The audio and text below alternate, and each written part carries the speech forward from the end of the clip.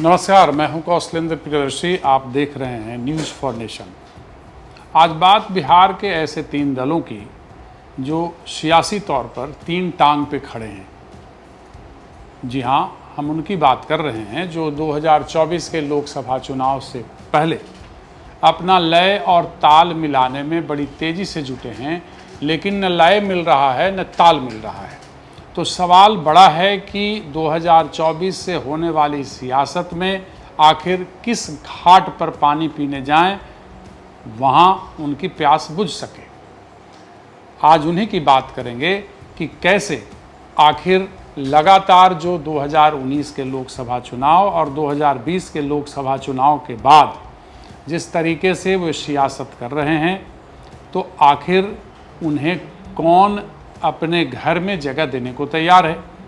सवाल तो यह है कि एक तरफ विपक्ष को लगातार नीतीश कुमार एकजुट करने में जुटे हैं, तो दूसरी तरफ बीजेपी अकेली खड़ी है।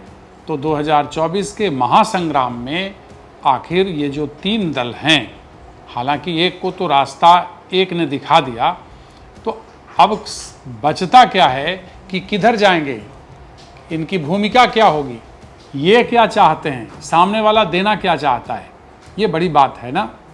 तो बात पहले कर लेते हैं मांझी की। मांझी को तो आप समझ ही रहे हैं कि उनके साथ क्या हुआ। आए थे हरिभजन को ओटन लगे कपास। उनके साथ जो हुआ वो दुनिया ने देखा, बिहार ने देखा, भारत ने देखा। अब बेचारे की स्थिति बड़ी खराब है। हालांकि वो अपनी ताकत का मुजाहरा करने में जुटे हैं। राष्ट्रीय कार्यकारिणी की बैठक बुलाकर अभी दिल्ली में है। दूसरा जो दल है वो सहनी की स्थिति भी किसी से छिपी नहीं है। सहनी 19 में भी चुनाव लड़ चुके हैं, लोकसभा का हार भी चुके हैं। तो दूसरी तरफ 2020 के विधानसभा चुनाव में तेजस्वी यादव ने जो उनके साथ किया है वो भी उन्हें याद है। हालांकि लालू के लिए उनके जुबान से हमेशा अच्छा ही शब्द निकलते रहा है, लेकिन 2020 के विधानसभा चुनाव में सीट बंटवारे के नाम पर जो उनके साथ हुआ वह बिहार भी नहीं भूला है और वो भी नहीं भूले होंगे। तो आखिर मुकेश सहनी करेंगे क्या? बीजेपी ने उस समय तरजीह तो दिया, कुछ को सिंबल पर लड़ाया, कुछ इनको टिकट दिया, इनके टिकट पर लड़ाए गए। लेकिन जो विधायक इनके थे विधानसभा के अंदर, वो सब के सब बीजेपी ने निगल लिए अपने पेट के अंदर। इन्हें मंत्री भी बनाया गया था, लेकिन बाद में इन्हें मंत्री पद छोड़ने को भी विवश होना पड़ा, बंगला भी छोड़ना पड़ा। इनके विधायक भी इनके हाथ से चले गए। मतलब साफ था कि एक ऐसा घर था जिसमें कोई शटर नहीं था, जिनका था वो निकाल ले गए। सहनी लगातार उसके बाद से बीजेपी के विरोध में पूरे बिहार में भ्रमण कर लोगों अपने, खास करके अपने वोटरों को जागरूक करते रहे। और अभी फ़िलहाल जिस स्थिति में हैं, कभी कभी कुछ लोगों के द्वारा ऐसा कहा जाता है कि सहनी लगातार संपर्क में हैं, सहनी इधर संपर्क में हैं।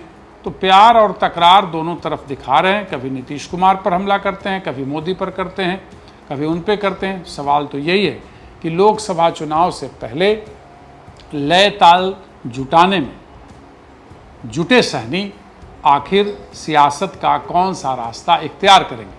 तो इससे पहले कहा जाता है ना कि ढोलक बजाने से पहले उसे कसा जाता है। तो सहनी भी कस रहे हैं, लेकिन सवाल है कि सामने वाला किस तरीके से कसेगा, ये वक्त बताएगा। तो सहनी की स्थिति भी इधर जाओ उधर जाओ कोई क्लियर नहीं। हालांकि 25 जुलाई को लेकर के ऐसी बातें सामने आ रही है कि सहनी अपना जो है पत्ता खोल देंगे, लेकिन क्या उसी बीजेपी के साथ जाएंगे जिसने इनके 4 विधायकों को अपने पाले में लेने में तनिक देर नहीं किया था और मंत्री पद से भी हटा दिया था। अब थोड़ा आगे चलिए कि चिराग पासवान की बात कर लेते हैं। चिराग पासवान भी लगातार बिहार में अपने समर्थकों के बीच जा रहे हैं, अपनी बात कह रहे हैं। चूँकि अब चुनाव आ गया है तो बिहार फर्स्ट, बिहारी फर्स्ट का भी नारा बड़ी तेज़ी से लगने लगा है। और चिराग पासवान रामविलास पासवान के बेटे हैं। एक वोट बैंक पर उनका बड़ा अच्छा कब्जा है, तो बीजेपी भी उन्हें वजन देती है, इसमें कहीं कोई शक नहीं। 2020 के विधानसभा चुनाव में हालांकि जैसा ललन सिंह और नीतीश सिंह कहते हैं कि भाई उन्होंने जानबूझकर लोगों को खड़ा किया और मुझे 43 सीटों पर लाने में बीजेपी और चिराग दोनों की भूमिका थी।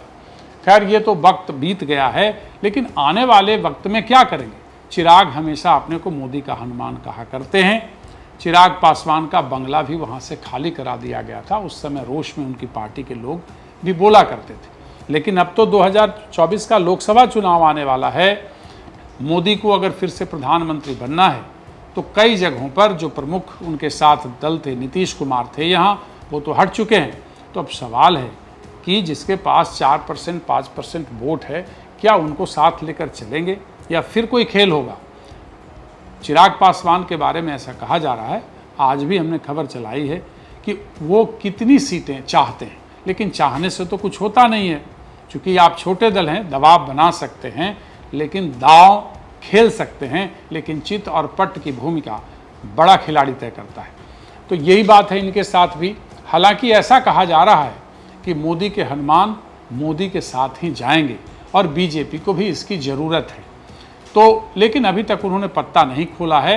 वक्त बताएगा या आने वाले समय में क्या होगा, कितनी लोकसभा सीटें चाहिए। ऐसे कहा जा रहा है कि 6 लोकसभा सीट उनको चाहिए और राज्यसभा भी चाहिए, एमएलसी भी चाहिए। हालांकि जो एक जो राजकुमार जी जीते थे उनके विधायक मटिहानी से संभवतः, उसको भी जदयू ने अपने में मिला लिया था। और उनके पार्टी को तो किस तरीके से ललन सिंह ने तोड़ा ये सब जानते हैं। उनके तमाम जो खुद अकेले रह गए और 5 जो सांसद थे उनको अलग कर दिया गया। उसमें ललन सिंह की भूमिका बड़ी अहम थी। ऐसे ही राजद के साथ और बाकी दलों के साथ भी वो करते रहे। तो अब सवाल है कि 2024 के लोकसभा चुनाव से पहले इन 3 दलों के द्वारा जो फिलहाल 3 टांग पर खड़े दिखाई दे रहे हैं, 2 टांग पर कब खड़े होंगे ये तो वक्त बताएगा। लेकिन ऐसा जो सियासी सीन जो बन रहा है उसमें ऐसा दिखता है कि इसमें बीजेपी को कहीं ना कहीं नफ़ा होने जा रहा है। फिर कल हम कुछ और दलों की बात आपके साथ करेंगे। तब तक के लिए धन्यवाद।